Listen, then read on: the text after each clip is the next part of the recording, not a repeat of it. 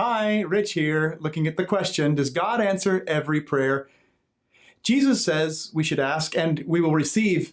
However, sometimes when we ask, we don't receive, and then we have questions. So today I'd like to show you 3 ways that God answers every prayer. So here they are, the 3 ways that God answers every prayer. Yes, no, and wait. Now, yes answers to prayer are admittedly the easiest to accept. And probably when we feel like God is not answering our prayers, it's because He's not answered them yes. And we've never considered that wait and no are also ways that God can answer our prayers. So what should we learn? Well, number 1, we should learn to say thank you to the Lord for all that He's done whenever He has said yes to our prayers. Secondly, we should learn to remember.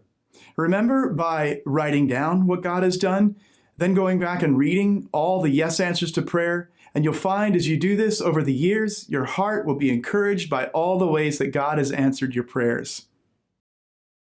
Now, no answers to prayer can be very difficult to accept. And sometimes it takes us a while just to get over the fact that God has denied us something. And so what do we learn? Number 1 thing we should learn is that we should want God's will. Wasn't it Jesus who prayed in the garden, "Not my will, but your will be done"?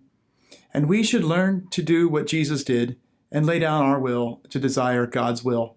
Second thing we should learn is that God can direct your steps and my steps just as easily through no answers to prayer as He can through yes answers to prayer.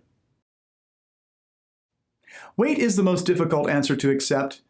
It comes through in the form of silence, quietness. We ask, and weeks, months, years can pass before we have an answer. We don't know if it's a yes. We don't know if it's a no. We begin to wonder, is God listening? Does God care? Well, these are very common thoughts and feelings. So what should we learn? Number 1 thing we learn is something about ourselves.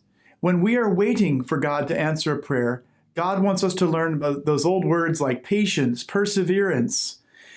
Do not quit.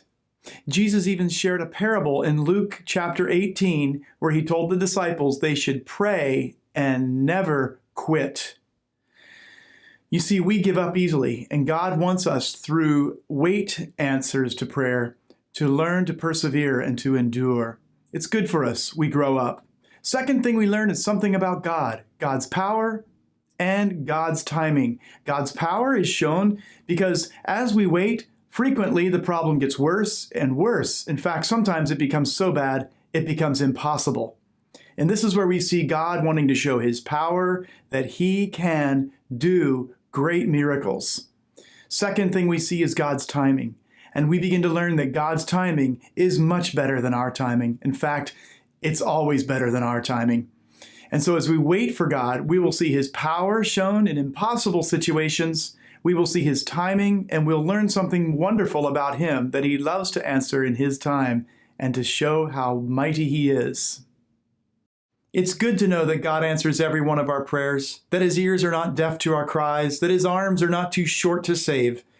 And remember, give all your worries and cares to God because He cares for you.